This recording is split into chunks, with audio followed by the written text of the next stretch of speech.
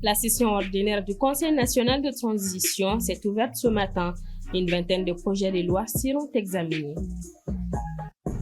La jeunesse des partis politiques invite les autorités de la transition à rétablir le dialogue avec les forces vives de la nation pour un retour rapide à l'ordre constitutionnel.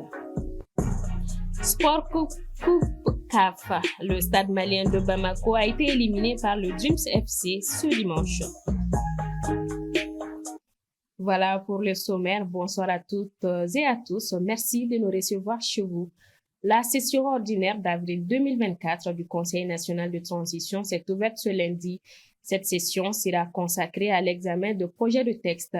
Lors de son discours inaugural, le président Malick Diaw a invité les Maliens à s'unir afin de bâtir le Mali croix dans l'unité nationale et la paix. Paul Yapinguesson. Cette session d'avril 2024 compte des projets et des propositions de loi inscrits dans son tableau de saisine. Sur le tableau de saisine, nous avons déjà enregistré une vingtaine de projets et de propositions de loi, parmi lesquels les projets de code pénal et de code de procédure pénale, les projets de loi relatifs au financement des projets de renforcement du réseau électrique et d'extension de l'accès à l'électricité au Mali, les projets de loi relatifs à la création de l'Institut national des statistiques et de la Direction générale des domaines et du cadastre. À ces textes déjà déposés sur notre table, nous nous attendons certainement à d'autres dans les prochains jours. En application de l'article 16 de la charte de la transition, qui stipule que le CNT veille au contrôle et au suivi de la feuille de route de la transition, le président du Conseil national de transition a indiqué que le Premier ministre sera bientôt interpellé devant le Conseil pour faire le point des chantiers de la refondation. Je voudrais vous demander de bien vouloir envisager les dispositions utiles afin que cet exercice ait lieu. La conférence des présidents en fixera la date qui vous sera communiquée. Le contrôle parlementaire, Monsieur le Premier ministre, vous permettra certainement de faire le point de l'exécution du plan d'action du gouvernement. Le colonel Malick Diaw invite les Maliens à l'union sacrée autour du pays tout en mettant les querelles partisanes de côté afin de bâtir le Mali croix dans la paix et l'unité nationale. Nous devons éviter les combats corporatistes, les luttes sources de division. Nous devons penser à l'unité nationale, aux intérêts collectifs. Nous devons rester soudés, debout comme un seul homme, sans parti ni calcul. La seule lutte qui vaut la peine d'être menée est celle qui nous unit. Nous devons nous départir de nos égos. La nation est au-dessus de tout. Elle est l'essence, le reste n'est qu'une contingence puérile, futile et artificielle. Ce pays, ce beau Mali qui nous a été légué par nos ancêtres appartient à nous tous. Personne ne le bâtira à notre place. Le colonel Malick Diaw a rappelé que les forces armées maliennes ont enregistré des résultats encourageants dans la lutte contre les groupes terroristes. À noter que la présente session d'avril durera 90 jours. Situation sécuritaire. Selon plusieurs sources, une attaque terroriste a eu lieu hier au petit matin à environ 3 km au nord de Markala. Une attaque repoussée par les forces armées maliennes. Dans leur fuite, les terroristes auraient abandonné 6 corps et d'importants matériels ont été saisis par l'armée. Toutefois, les FAMA n'ont pas encore communiqué sur l'attaque. Ce dimanche 7 avril 2024, au siège de l'ADEMA-PACJ, la jeunesse des partis politiques à l'issue d'une rencontre a fait une déclaration pour appeler les autorités de la transition à tout mettre en œuvre pour rétablir le dialogue avec les forces vives de la nation pour discuter sur le processus de retour à l'ordre constitutionnel. Paul Yapinguesson. Cette rencontre des jeunes des partis politiques vise à harmoniser leurs points de vue et peaufiner des stratégies leur permettant d'exiger un mécanisme de retour à l'ordre constitutionnel.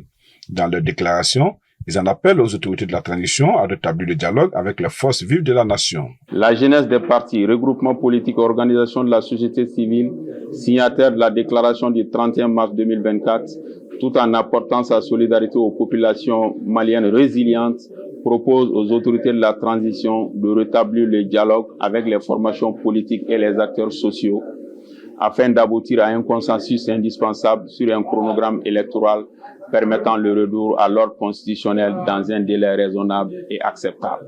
Cette sortie de la jeunesse des partis fait suite à une déclaration commune de plusieurs formations politiques appelant les autorités de la transition à un retour à l'ordre constitutionnel dans les meilleurs délais. La jeunesse des partis et regroupements politiques et organisations de la société civile, signataires de la déclaration commune du 31 mars 2024, a invité l'ensemble des jeunes de tous bords à se joindre à cette dynamique enclenchée par les forces vives de la nation du Mali, soucieux du retour rapide du pays à l'ordre constitutionnel normal et à rester mobilisés pour toutes les actions futures.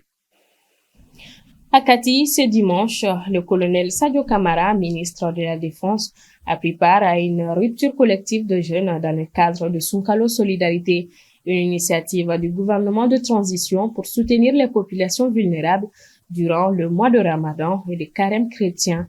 Soumaïla Afani y a pris part pour TMA. C'est à Kati, avec l'ensemble des forces vives de la localité, surtout les plus démunis, que l'opération rupture collective à l'occasion de Sunkalo Solidarité se poursuit. Hier dimanche 7 avril, l'une de ces rencontres de partage et de communion entre le pouvoir public et les citoyens s'est tenue à Kati Sanafara. Il est évident que cela témoigne de l'importance que nos autorités actuelles accordent à la religion musulmane, au vivre ensemble et à la cohésion sociale.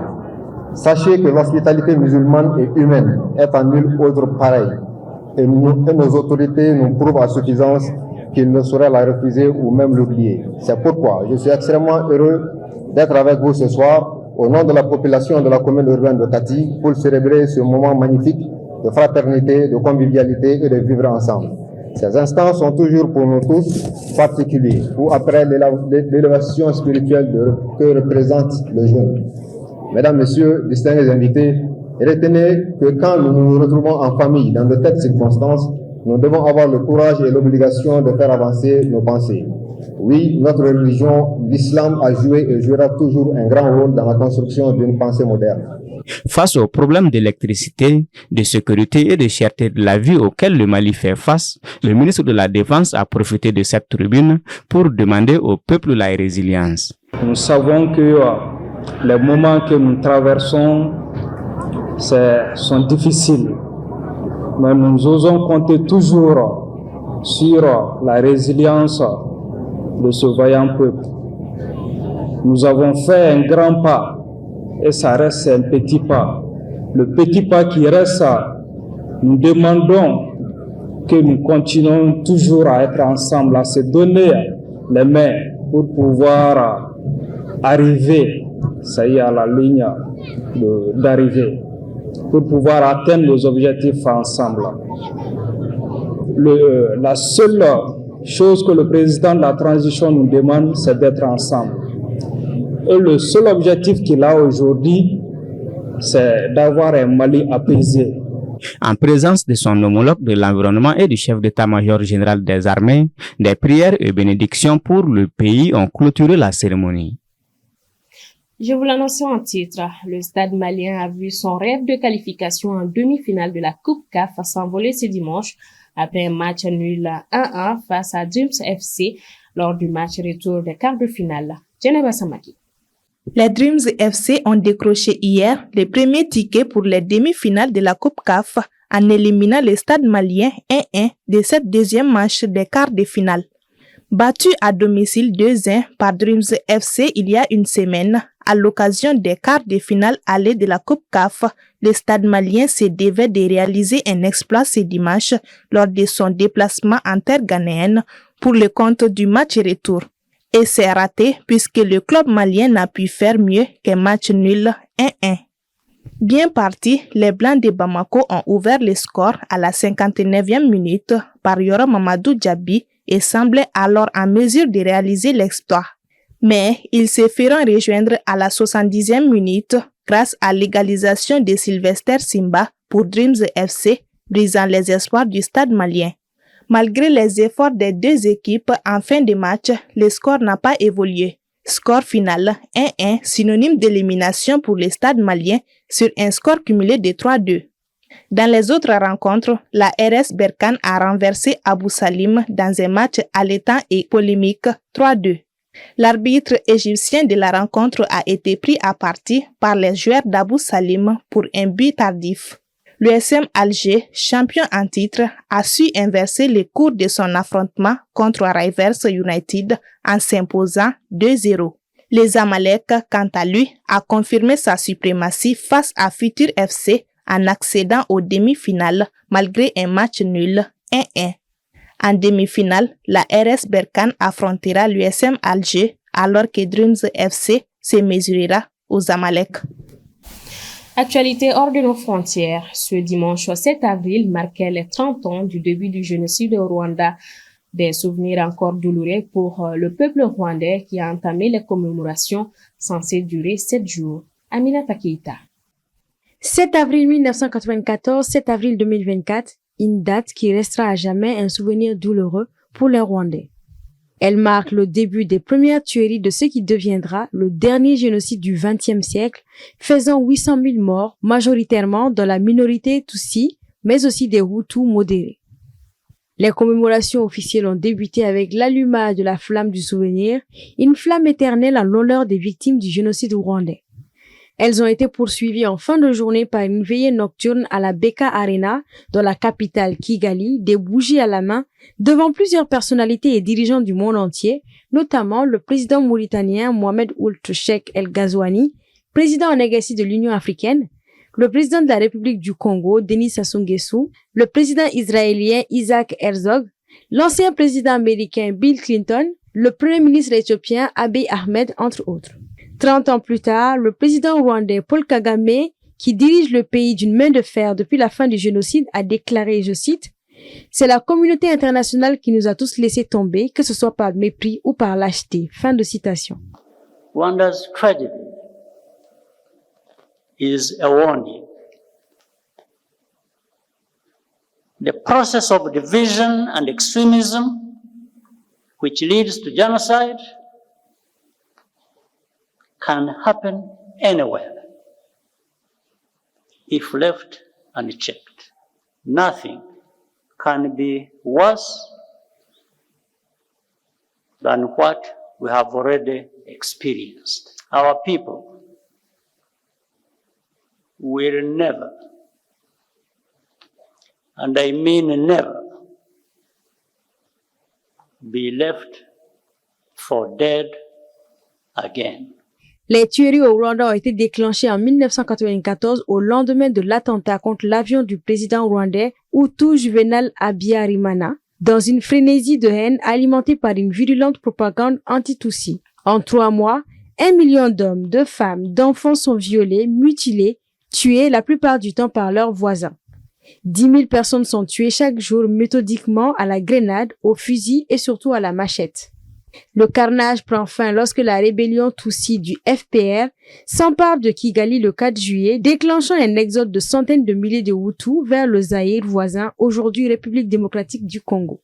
Personne, pas même l'Union africaine, ne saurait se disculper de son inaction face à la chronique d'un génocide annoncé. Ayons le courage de les reconnaître et surtout de l'assumer. À l'occasion de cet anniversaire, le président français Emmanuel Macron a affirmé que la France a un rôle, une histoire et une responsabilité politique au Rwanda. Ma volonté profonde, celle de la France, c'est que nous continuions d'avancer ensemble, main dans la main, en nous souvenant toujours, mais avec cette volonté d'espérance, qui ne peut se bâtir que quand le passé est regardé en face et assumé, mais avec cette volonté chevillée au corps de bâtir un partenariat nouveau avec le Rwanda, avec toute la sous-région, avec le continent africain. Au Rwanda, pendant 7 jours, la musique ne sera pas autorisée dans les lieux publics ni à la radio. Événements sportifs et films sont interdits de diffusion à la télévision, sauf s'ils sont liés aux commémorations. C'est ce qui referme ce 1945. Merci à vous de l'avoir suivi. Tout à l'heure, Foro Bakuma avec Vieblé et ses invités. Bonsoir à tous.